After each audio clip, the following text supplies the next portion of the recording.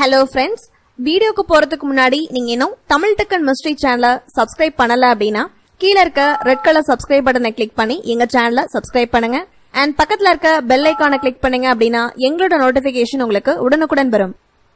இந்த பூமி தோன்றிய போது மனித இனம் எப்படி இருந்தது என்றாலும் நமக்கு தலையை சுற்றுகின்றது. அதே போல 5000 ஆண்டுகள் கழித்து பார்த்தால் மனித இனம் எப்படி இருக்கும் என்று நினைத்தாலும் தலை சுற்றி மயக்கம் வரும். ஆனால் அதே 5000 ஆண்டுகள் கழித்து இந்த மனித இனத்தின் உடல் உறுப்புகள் எப்படி இருக்கும், மனித இனம் இருக்குமா என்றால் பெரும் கேள்விக்குறியாகவே விளங்குகின்றது.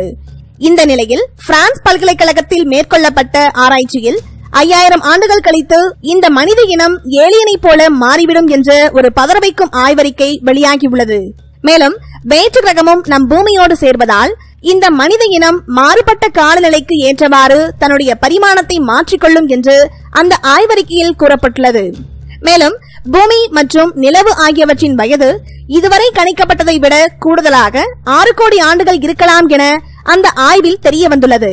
பிரான்சில் உள்ள லோரன் பல்கலைக்கழகத்தைச் சேர்ந்த புவி அறிவியலாளர்கள் ஐசோடோபிக் சமிஞ்சைகள் மூலம் ஆய்வு செய்ததில் பூமி மற்றும் நிலவின் வயதை முன்னதாக குறைவாக கணித்தது தெரிய வந்தது.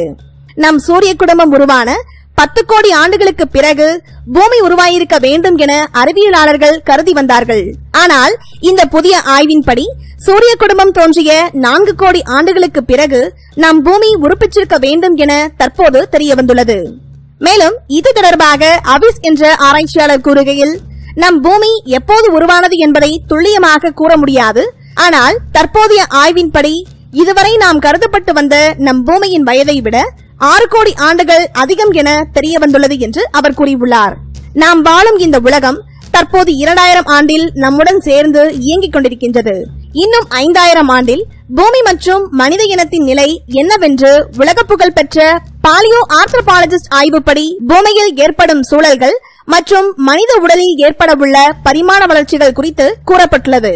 5000 ஆண்டில் 3 சூழல்கள் ஏற்பட வாய்ப்புள்ளது என்று ஆராய்ச்சியாளர்கள் கூறியுள்ளார்கள்.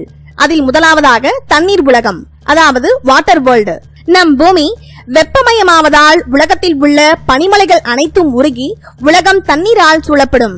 அப்போது பூமி பரப்பு முழுக்க தண்ணீரினால் மூழ்கினால் நம் மனித இனம் பரிமாண வளர்ச்சி ஏற்பட்டு தண்ணீரில் வசிக்க ஏதுவாக வெப் ஃபிங்கர்ஸ் எனப்படும் விரல்களுக்கு இடையே ஜவ்வு போல கால் மற்றும் கைகளில் வளரும். மேலும் நீரில் நீந்த ஏதுவாக இது அமையும் என்று கூறப்பட்டுள்ளது.